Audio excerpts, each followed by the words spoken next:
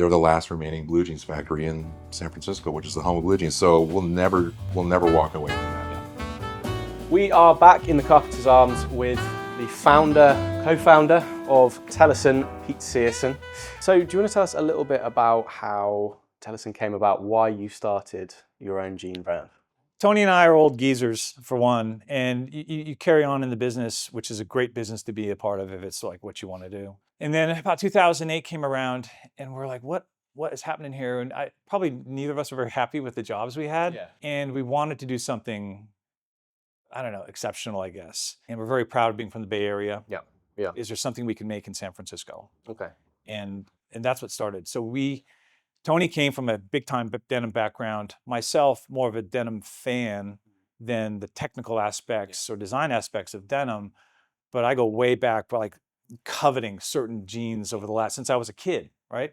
With Tony's knowledge and connections in the world of buying raw materials and the cut and sew in San Francisco and all that, we said, let's do our thing right now. This is it right now. By the way, 2008, 2009, if you recall, was the very worst economy that a couple of generations has ever seen. Did it kind of spur you on that financial struggle, like the uncertainty of it? And I'll tell you what, we're here today, I think, because of the financial struggle and the fact that this buying whatever to achieve whatever look was sort of omnipresent. That was really a dominating thing in retail. Yeah. And that was just what it was. You know, that could be fun too. It's not a bad thing, but people just buying in excess and all this stuff. So we went out there and we had put one jean together. We went out with one fit, one fabric from Cone Mills in White Oak, Greensboro, North Carolina. Try to get the rep on from Cone Mills on the phone. And hey, we want to buy 200 yards. What'd you say, 20,000 yards? No, I said 200 or 600, whatever he did. And so Tony had carte blanche going into this whole new thing that we're doing because he was a nice guy. He paid his bills on time back when his denim life prior. And people were extending the olive branch, like, cool, let's do this. So we cut it. We slaved over one fit, and we had about 4 different versions of this one slim, straight fit that we came up with, which we're happy to say is still in the collection now. Nice. 16 years later. It's called the John Graham Meller. And we liked how the final fit went. I was the fit model. And so genuinely just made jeans perfect for you. It was all very organic. It was very natural. It was made in San Francisco. That's just where we lived. So we did one thing, but remember, it was a time where you're presenting something, even though it's only one thing, to a shop that's like, I'm done. I'm trying to get rid of stuff here. I'm trying to pay my bills. But I think a few stores were clever enough to think like, you know what? Let me buy a stack of that jean and see how it goes. And they would try it on and like, yeah, this fits pretty well. Okay, let's try it out. And it was a fair price or whatever. So they did. A couple weeks later, they called us back and say, yeah, I'm doing all right with this thing. So do you have any more? I said, yeah, we'll send you some more. So that's how it started. One fit, super focused, no BS. The provenance of what and how and when and who were behind it and where it was made. We quickly, through our experience, knew enough people that would give us a chance. That's how it started. And I guess the provenance is a huge part of it, because with the Cone Mills denim, I mean, that was a huge part of, I guess, the origins of the brand. And I guess you guys ended up being a huge reason why White Oak specifically stayed alive for so long. This is a can of worms right now, because we wish Cone would still be open today. Yeah. And one has to ask, why are they not? We did our best. We put all of our denim purchasing into Cone Mills, really showing our commitment to Cone Mills that we're doing our best here, And I think too many bigger brands for sure are led by profits and Excel spreadsheets and the bottom line. Even if we went to Los Angeles to make our jeans, it would cost us about 30% less per pair to cut and sew there. You could still say made in USA, made in California. But what we really wanted to do from the inception was to make it in San Francisco. Plus, you could solve problems quickly. Like, oh no, we need more patches or whatever. Oh, let me run them over. Just drop them off. So it's really paid off. Those early decisions, as simple as they were good decisions. San Francisco obviously has a huge history of jean making. And do you think that has influenced how the jeans turned out? Who's making jeans in San Francisco anymore? Almost no one. We are. And But there's one factory in San Francisco that's still making jeans, the one we use. We don't own the factory, but we use them. And I think we're their biggest client, which is great. The John Grameller I mentioned earlier is a perfect example. Those ladies have been making that jean for us for 16 years. We haven't said, oh, this year we're going to use different fabric, or we're going to change the stitching, or the pocket shape's going to be a little bit different. It's like that 10,000 hour scenario. If you want to be good at baseball or something like that, well, get out there and practice. They've gotten so good when I pick up the jeans in my van from the factory. I mean, I don't know, once in a while there might be one like, oh, they forgot to do this. Yeah. Really, it's so rare. Yeah. It's so rare. And usually if there's one, I look at the size and I might put that in my closet for the next pair go around. Like, you know, it's so that repetition matters. The quality is the end. That's it. When we pack something up, we send it off, the quality has to be perfect. Why do you think that consistency is important, and that commitment to quality is important? I'll tell you why. Kind of one of the benchmarks of our brand is that we're not chasing the dragon, the fashion dragon. To me, classic menswear is that. It doesn't change a whole lot. So we'll just do our thing. And I think for denim, speaking specifically of denim, a guy buys a pair, like, oh, okay, this is what I've been looking for, whatever his thing is. Wears it out. But if he had a good experience with our brand and our jeans, we'd like to think that he's coming back to buy another pair. Yeah. And guess what? 3 years after that, ding, ding, it happens again and again. And after 16 years, we know a lot of our customers, you know, and plus the Bay Area is unique because, you know, I'm dressed like this for sure in the summertime. I mean, it's maybe even more, you know, with a jacket, because the fog comes in and all that. So we don't need like the puffy parka in the winter, and we don't need really shorts and short sleeves for the fall. We kind of wear the same stuff all year. So our business is pretty steady. It's not like, oh, okay, we're a winter company. No. You could wear out a pair of jeans in January or July, and when they're done, they're done. Mine are getting there. Look at this nasty old hole right here. Quite impressive as well. I did that repair. It's bullshit, really. But because that's our thing. All your stuff is it just raw?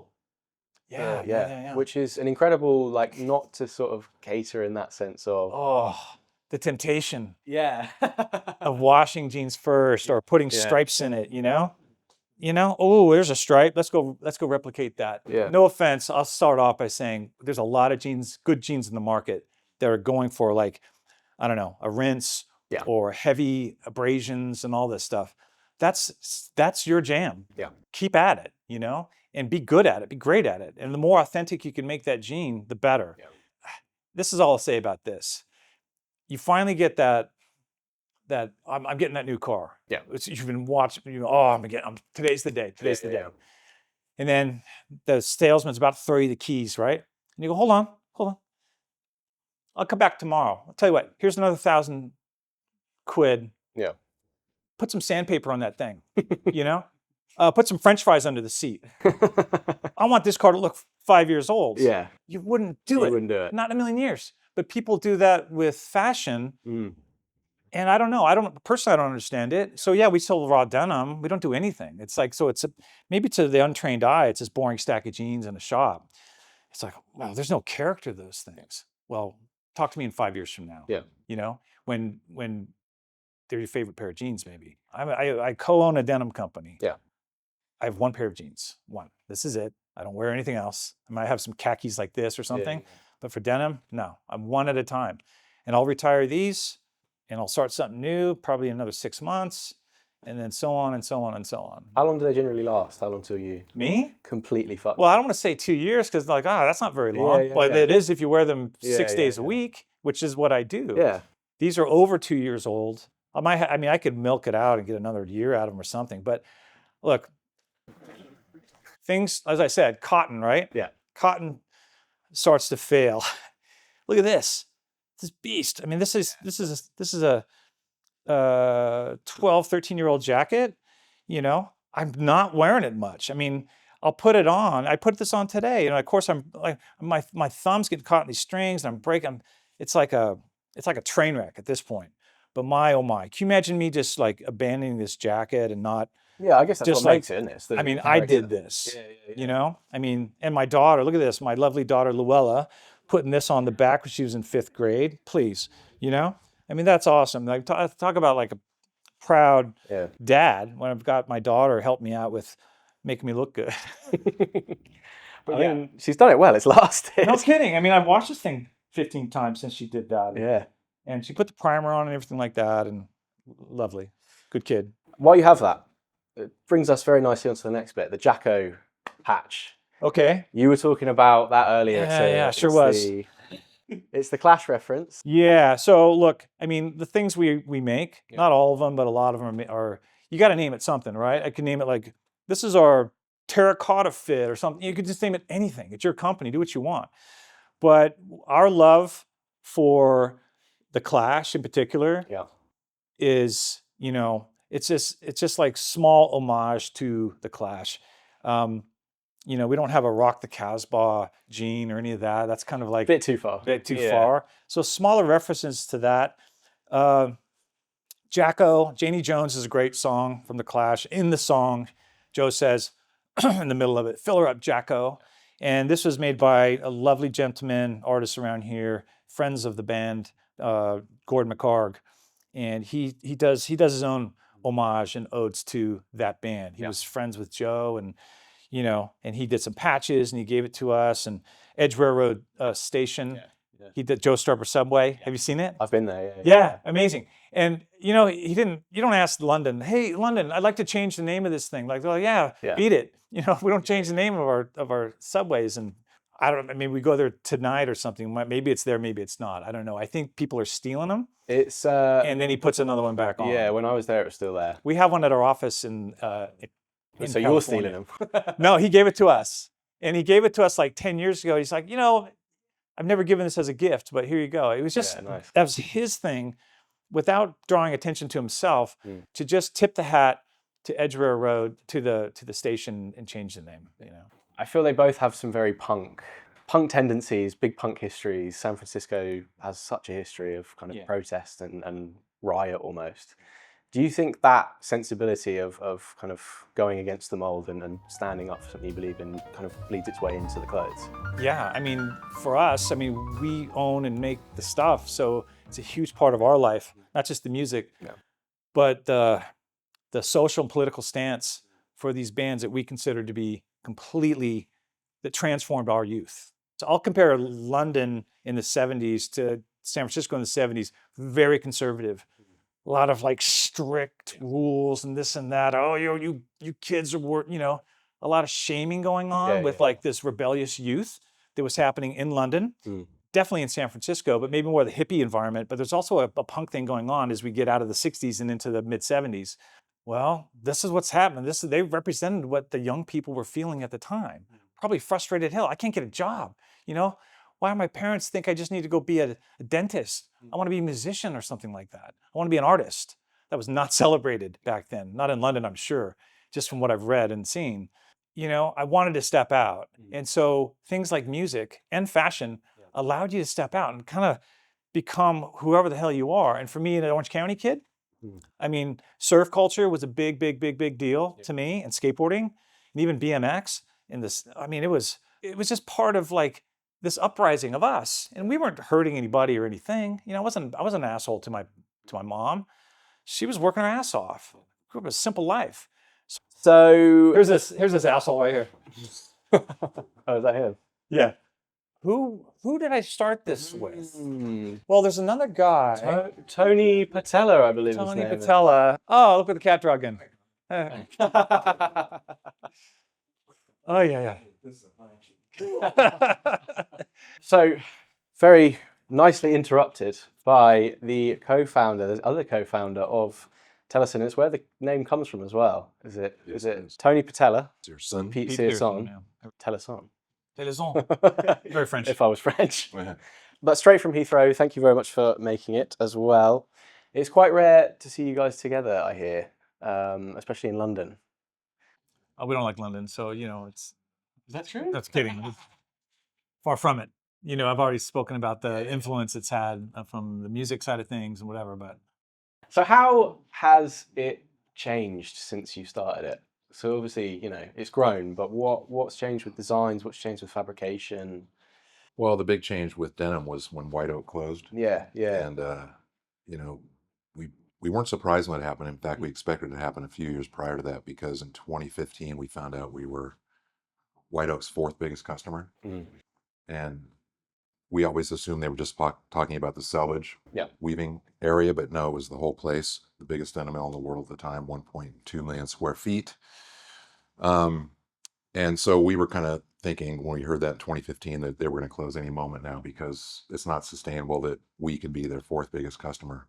And so Cone, to their credit, lost millions for years until they finally had to stop. And I do remember the day and the exact. In fact, I came to London 2 days after they announced the closure on October 17th, 2017, and my wife and I were staying at the Laslett over in Notting Hill.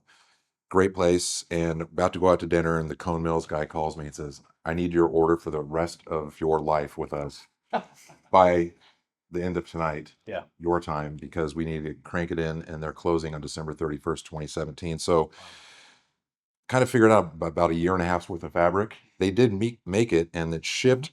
It was shipped on a train to us. I mean, then of course we had to start working on replicating it in Japan, and that was a whole nother story, but a great process. Well, how did that go about? How did you? Because obviously it was a huge thing to make everything American made, and then I guess that must have been sort of the healthy middle ground is Japanese denim. Yeah, and also, you know, I mean, as you guys and everyone else in the denim world has massive respect for the Japanese and way they do things, whether it be fabric or product or retail. Okay, so I also know how they work, and if you start the ball rolling, there's no pausing. And so I didn't really want to contact them until maybe July or August of 2018. That way I figured we'd probably have like 6 to 8 months of fabric left, and that would give us enough time to develop the new stuff. And in April of 2018, they contacted us directly, which I love, because that means they knew who we were. It started sooner than I wanted, but it worked out beautifully. And I mean, it was just incredible, really. And it was such a pleasure to visit that place too, because between the 4 buildings they have, it's over 1 million square feet, so it's almost as big as White Oak.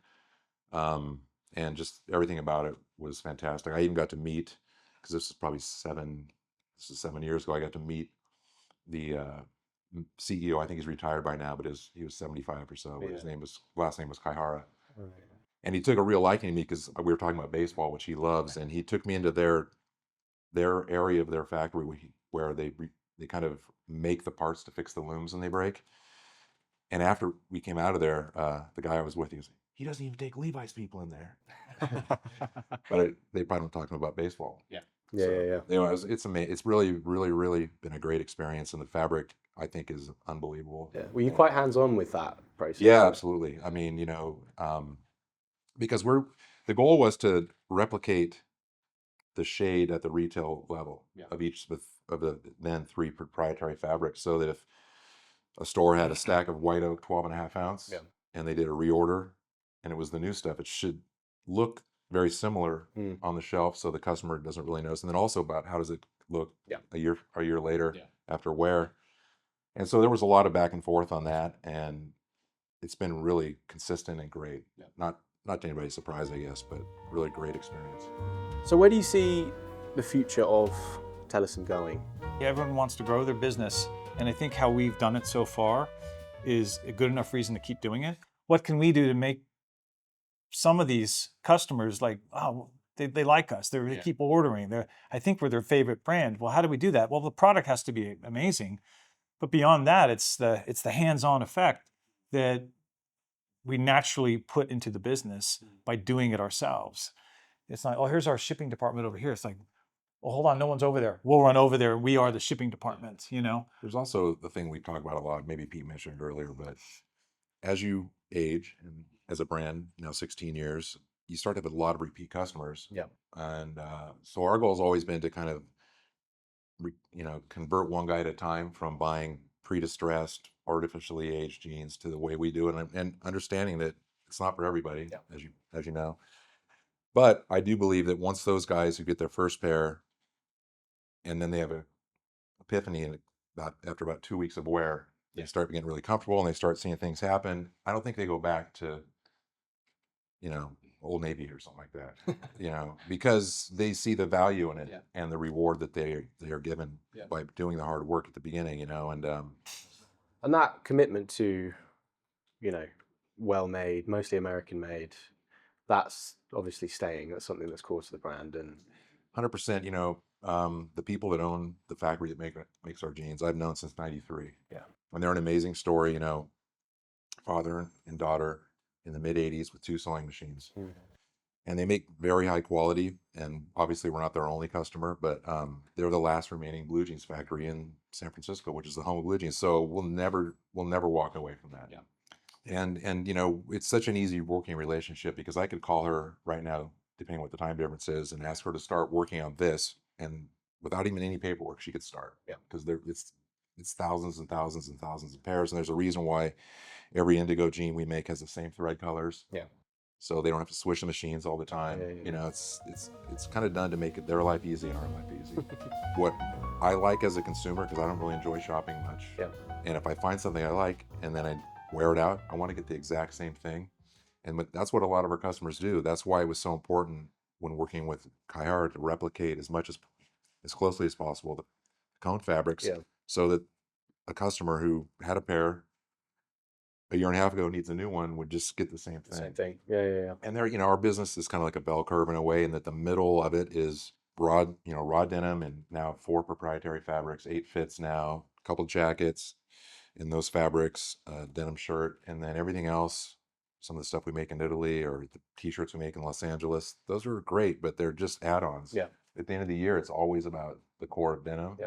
So that's part of it too, is just not getting too complicated and trying to, because once the moment I think you start trying to chase things, by the time you get into it, it's over, and then you're stuck. So it's just, you got to be who you are, and I wish a lot more brands of things that I like to buy were like that. So yeah, obviously you've got quite a long-standing relationship with the owner of our shop, Rudy.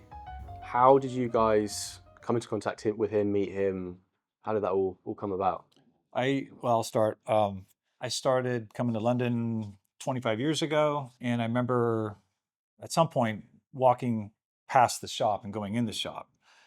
And as I mentioned earlier, I wasn't in the denim game back then, but I'm a fan of good jeans since I was a kid. Yeah. So I go in, and I'm like, oh my God, I was really tripping out on the shop, and just the commitment to it.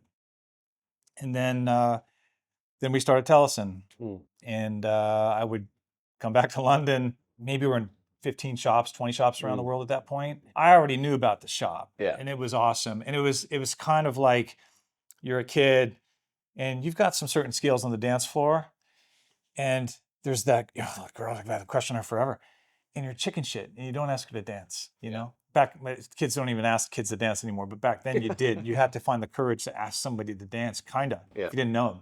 We actually had a different distributor, a guy that I knew in a previous life. This guy, Dave, shout out Dave Colwell, phenomenal guy, phenomenal. He goes, guys, I talked to Rudy or something like that. And I'm like, oh, damn. And I hadn't even met Rudy at that point. And so the next visit to London, it's like I think we called Rudy on the phone or something like that. And it's like, he wanted to do it. Yeah. And we settled on all the business side of things. And I was over the moon. I was over the moon. And Tony probably knew about it just by listening to me yap about Son of a Stag. So we just knew at that point that we were with the right crew. And I said it from the beginning, if Rudy's asking for something, I'm not kissing his ass here. If he's asking for something, it's fair and it's important and will help things for everybody involved. And that little rule stays true always. And he would ask us for things like, guys, it sounded like he was henpecking us a little bit. But then if you trust somebody, it's sort of vetted and you could just go with it. If I refer a plumber to you, like you're going to love this guy. Well, don't worry about it. Just go with it. And he's going to fix your pipes and sink and everything. That's the same thing. But I'm telling you, there's certain people in the biz that you can really feel comfortable with that. I don't even know if there's a second one that comes to mind. I mean, there are, but he's just a top shelf guy. Yeah. So it was always a privilege to be involved with Son of a Stag. And then when we say, oh yeah, check out, you want to London, check out Son of a Stag. Oh, Son of a Stag, has this great reputation. Yeah, I mean, especially once someone's been in business for a long time, retail is very difficult, as you know. It's such a tough game. I mean, there's been great shops that we sold to domestically or around the world, and next thing you know, we know they're gone. So to have a long life like this and grow and do well in this really tough market, it's almost impossible, to be honest, you know. And so that automatically garners a lot of respect. I mean, for example, and it's not just this isn't a Rudy specific, but our Ladbroke Grove fit sells really well for years now, and people ask, I would ask retailers, if someone tries it on and they don't buy it, why? What do they say? Because it sells so well, you know. And oh, they just wish it was a little higher rise. They love everything, but they like a higher rise. Okay, so after hearing that enough from people we respect, then we make a Elgin fit, which is, you know, so there's not ego here where we think we know everything. There's people out there that are around consumer, because to me, the consumer is the most important person, actually. We could design the greatest thing ever that we think between the two of us is great. And then if it doesn't sell, it's not great. It only matters if it sells. And that's another thing, kind of digressing a bit, but we've learned over time that things that we really like, if they're not denim based or denim related or military, they don't sell, even though they're killer. We made great, you know, camo nylon pullover thing based on a Lacoste thing from the 80s that we both had and loved, didn't sell. Coach's jacket with 60/40 fabric from Japan, didn't sell. You know, it's just we kind of got to stick to our space, you know. I think we're wrapping up, so one last question for both of you. If you could give one piece of styling advice you both live by, what would that be? Buy one pair of jeans, wear it till it's dead, then get another. This is my 8th pair in 16 years, and my only pair. I mentioned it earlier. But everyone else buys lots of them. Yeah. I mentioned mine earlier, and it's absolutely true. Don't think too much. But what you should think about is the quality and the fits and all the important stuff. Once that's thought out, now you're just getting dressed in the morning. Don't think about denim on denim. We get to ask that a lot. Like, oh, denim jacket. Oh, no one cares. This is a great shirt, pretty cool jeans. Done. Totally done. On to thinking about breakfast or what you're going to do that night. Bro, thank you, Pete. Cheers. Thank you, Tony. Salute.